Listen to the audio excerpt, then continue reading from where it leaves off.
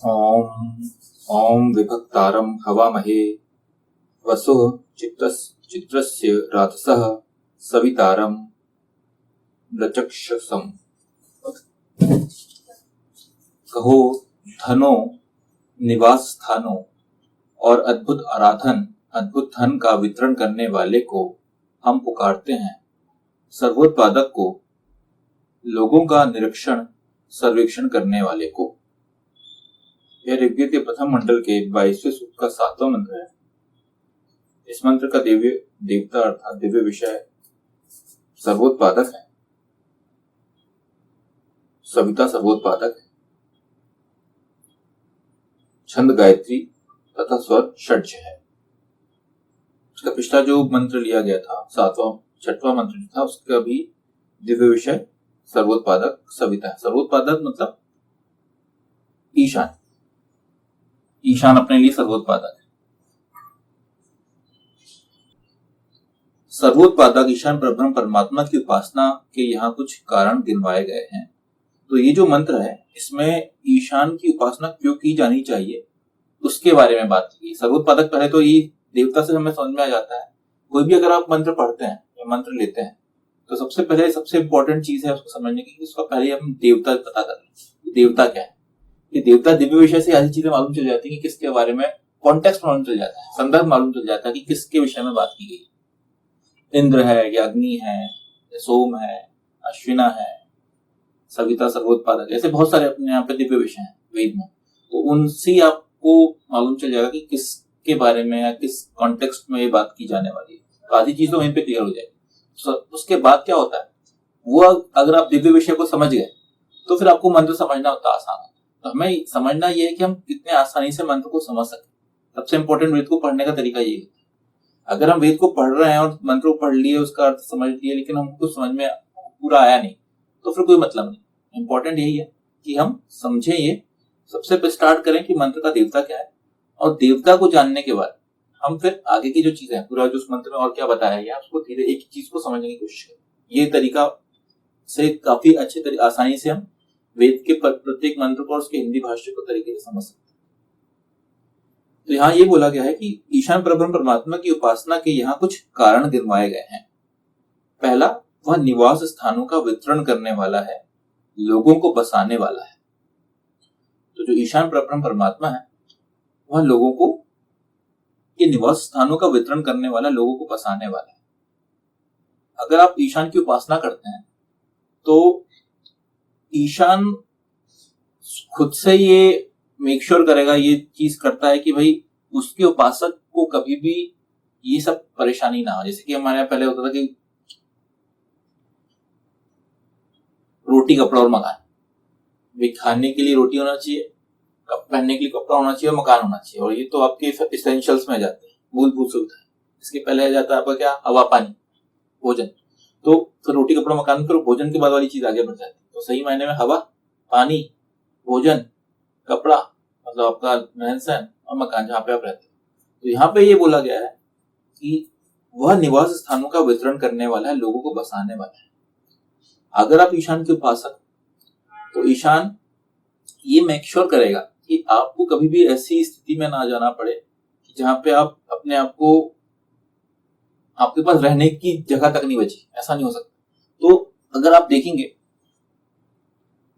जो भी ईशान का उपासक रहा है, या तो वो हमेशा से चक्रवर्ती सम्राट ही रहा है, जिसके पास, अगर हम एग्जांपल लें भगवान राम का, भगवान राम जब उनका जन्म हुआ तो वो वहां पे थे, अयोध्या में उनका जन्म हुआ, तो वो तो राजा के ही बेटे थे।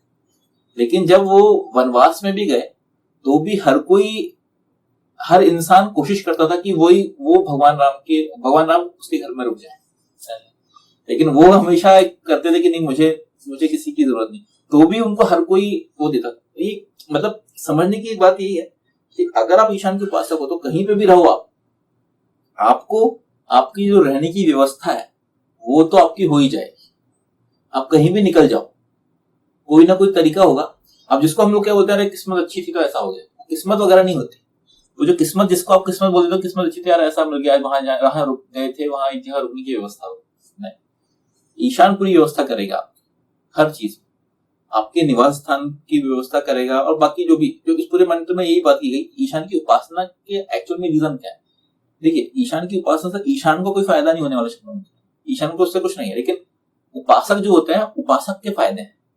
तो वेद जो है, वेद इसी तरीके से बनाया गया है, इसी तरीके से लिखा गया है जिससे कि उसको पढ़ने के बाद जो पढ़ने वाले हैं रीडर, उनका फायदा हो।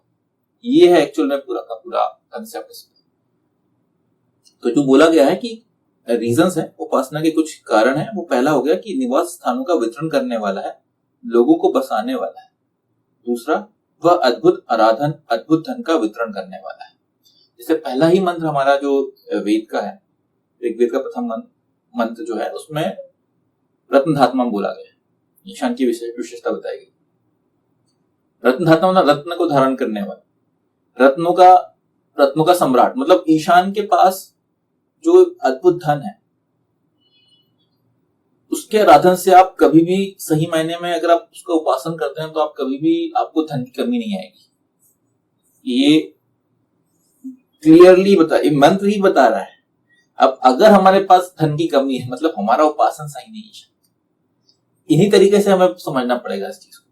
अगर आप बोलोगे फाइनेंशियली यार मैं ठीक हूं, सही चल रहा है, जीवन सही चल रहा है, फाइनेंशियली से कोई दिक्कत नहीं आ रही, अगर आपकी लाइफ में फाइनेंशियली दिक्कत आ रही है, मतलब कहीं ना कहीं आप ईशान का उपासन सही नहीं हो रहा। अगर आप ईशान के सही उपासक हैं तो आपको कुछ करने की जरूरत नहीं है, ईशान आपके लिए सब चीजें करेगा। ये समझने की आवश्यकता होती है। हम लोग क्या करते हैं, हम लोग पूरी तरह से प्रॉब्लम क्या होती है, हम लोग सोचते हैं कि किसी प्रॉब्लम की जड़, हम लोग सोचते हैं कि शायद इस पर्टिकुलर रीजन के कारण, जो हम अपने जो समाज में है उसमें हम देखते हैं इसने, मेरे बॉस ने मेरा इंक्रीमेंट रोक के रखा हुआ है, इसलिए मेरा पैसे को प्रॉब्लम हो रही है, या सरकार ने सैलरी पे हमारा ये इस बार नहीं बढ़ाया, या इतने सारे टैक्सेस जोड़ दिए। ये सब आप बोल सकते हो, और इसके कारण मुझे फाइनेंशियली प्रॉब्लम हो रही है, मेरा बिजनेस सही नहीं चल रहा है। ये सब जो चीजें हैं, आप किसी एक को आप रीजन निकाल सकते हो कि इस पर्टिकुलर रीजन के कारण ये प्रॉब्लम होगी, लेकिन ये जो सारे रीजन है ये ऑटोमेटिकली खुद ही ऑटोमेटिक सॉल्व हो जाएंगे अगर आप ईशान के उपासक। ये चीज ईशान मेक श्योर करेगा, ये आपको नहीं करनी, आपको ईशान की उपासना करने की जरूरत है, ये सब चीजें ऑटोमेटिकली हो जाएगी। तो ईशान की उपासना आप कैसे करोगे? पहली चीज तो ये कि ईशान की उपासना क्या है। ईशान की उपासना है वेद पे आचरण करना। ईशान ने जो बातें बता दिया गया, ये बहुत ही clear cut system of life इसलिए बोला जाता है कि भाई ये साइंस के थ्योरी है, वेद है जो साइंस की एक थ्योरी है, और आपको उस थ्योरी को समझकर उसका प्रैक्टिकल करना अपनी लाइफ में। ये है पूरे का पूरा कहानी, पूरा कंसेप्ट यही है, इतना ही है बस, कि वेद को आप समझो, साइंस की एक बुक है जिसको आप पढ़ो, उस थ्योरी को समझो और उसका प्रैक्टिकल करो। अगर आप उस प्रैक्टिकल करोगे तो साइंस जैसे ऑटोमेटिकली अगर कोई चीज करोगे आप, H2O में H2 और O2 को ऐड करोगे तो H2O पानी बन जाएगा, तो वो क्लियर वही है कंसेप्ट। जो आप करोगे उसके हिसाब से आपको उसका रिजल्ट मिलेगा।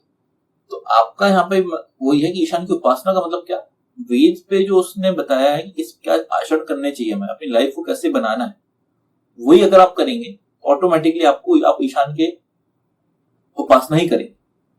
तीसरा जो है वह लोगों का निरीक्षण करने वाला, सर्वेक्षण करने वाला है। देखिए ईशान यहाँ पे, जब ईशान की हम विशेषताओं की बात करते हैं तो पहली विशेषता है कि वो हर जगह उपलब्ध है, सर्वोपलब्ध है। तो जो ईशान का लोगों का निरीक्षण करने वाला, सर्वेक्षण करने वाला है, वो यही है। ईशान हर वक्त आपका एनालिसिस कर सकता है, आपका निरीक्षण कर सकता है कि भाई आपकी लाइफ में क्या चल रहा है। तो आप कभी भी किसी भी परिस्थिति में हो, आप कभी भी अकेले तो नहीं हो, ये बात तो हमें पहले सोच लेना चाहिए। ये मेरा खुद का पर्सनल एक्सपीरियंस है। इसमें यही होता है कि अगर आपको लगता है कि हम अकेले रह रहे हैं, वो पहली चीज तो ये पहला स्टेटमेंट ही गलत होगा कि हम अकेले हैं। अकेले हम नहीं, सब हमेशा, अगर आप अकेले भी हैं, मतलब कोई इंसान आपके साथ नहीं है तो ईशान आपके साथ हमेशा है। तो आपका जो भी प्रॉब्लम है, जो भी परेशानी है, अगर आप अकेले हैं तो ये आपको और डरने की जरूरत है। मतलब उल्टा है, आपको डरने की जरूरत नहीं। अगर आप किसी के साथ हैं तो ठीक है, लेकिन अगर आप अकेले होते तो आपको डरने की जरूरत नहीं, क्योंकि तब आपके साथ ईशान रहता है। वो आपको हमेशा कभी भी ऐसी परिस्थिति में आने नहीं देगा कि जहां, अगर आप ईशान के उपासक हैं तो ईशान यही करता है कि अगर आप ईशान के उपासक हैं तो ईशान आपके साथ हमेशा है, वो आपका निरीक्षण, सर्वेक्षण करने वाला है। तो ये जो तीन यहाँ पे इस पर्टिकुलर मंत्र में तीन ये बातें की गई कि ईशान को उपासना क्यों करना चाहिए। कि वह स्थान का वितरण करने वाला है, लोगों को फंसाने वाला है, अद्भुत आराधक, अद्भुत धन का वितरण करने वाला है, फाइनेंशियली आपको फायदे होंगे और आपको हमेशा कंपेनियनशिप, निरीक्षण करने वाला, सर्वेक्षण करने वाला, हमेशा आपको एक कंपेनियन मिलेगा। ईशान आपके साथ हमेशा मौजूद रहेगा। ये वो है 3 वैशिष्ट। ईशान का आराधन इसलिए अद्भुत है क्योंकि वह सिरे से कोई आराधन ही नहीं लगता। व्यक्ति सत्कर्मों के माध्यम से अपना हित करे तथा अपना हित करते हुए विश्व हित भी करे, यही ईशान का आराधन उपासना है। वही बात की भाई, अगर आप सत्कर्म करते हैं और सत्कर्म में अपना जीवन व्यतीत करते हैं तो यही आपका यही ईशान का आराधन है, यही ईशान की उपासना है। वेद में जो कुछ भी ईशान की उपासना की पद्धति बताई गई है उससे उपासक का ही फायदा है। ईशान परब्रह्म परमात्मा द्वारा प्रदत्त अद्भुत धन सत्कर्मों से अर्जित किया जा सकता है। ईशान अपने आज्ञाकारियों पर निरंतर दृष्टि रखता है और उनके सदाचरणों के अनुसार उन्हें सफलता प्रदान करता है। वो ये मतलब ये जो मंत्र है बहुत क्लियर है और जो भाष्य है वो बहुत क्लियर है। इसमें कहीं पे भी कोई अपने को डाउट या कोई भी ऐसी परेशानी नहीं होगी समझने में कि ईशान, देखिए ईशान का उपासना मतलब वही बात होगी। ईशान का उपासना कोई एक्चुअल में कोई चीज ही नहीं है। ईशान की उपासना वही है कि जो आप अपने लाइफ में क्या कर रहे हो वही अगर सही तरीके से कर रहे हो तो ऑटोमेटिकली आप ईशान की उपासना कर रहे हो। अब आप सही कर रहे हो कि गलत कर रहे हो ये कैसे समझ में आएगा? तो ये वेरीफाई करने के लिए वेद है। वेद ये बताता है कि आप जो भी कर रहे हो वो सही कर रहे हो कि गलत कर रहे हो। ये वेरिफिकेशन आप किससे लो? ये वेद से। वेद में जो बता दिया है कि ये ऐसा करना है, अगर आप उसके हिसाब से चल रहे हो तो एक्चुअली में आप सही कर रहे हो तो उसके आपको फायदे मिलेंगे। अगर आप नहीं कर रहे हो तो नुकसान मिलेंगे। तो वही बोला, बहुत सिंपल सा कंसेप्ट है। अगर जिसको हमने अगर अपनी लाइफ में फॉलो कर लिया तो आपको हमेशा इसमें पूरी सफलताएं मिलेंगी। तो ये जो मंत्र है सर्वोत्पादक ईशान की विशेषताओं के बारे में बताया गया है कि उपासना क्यों करनी चाहिए।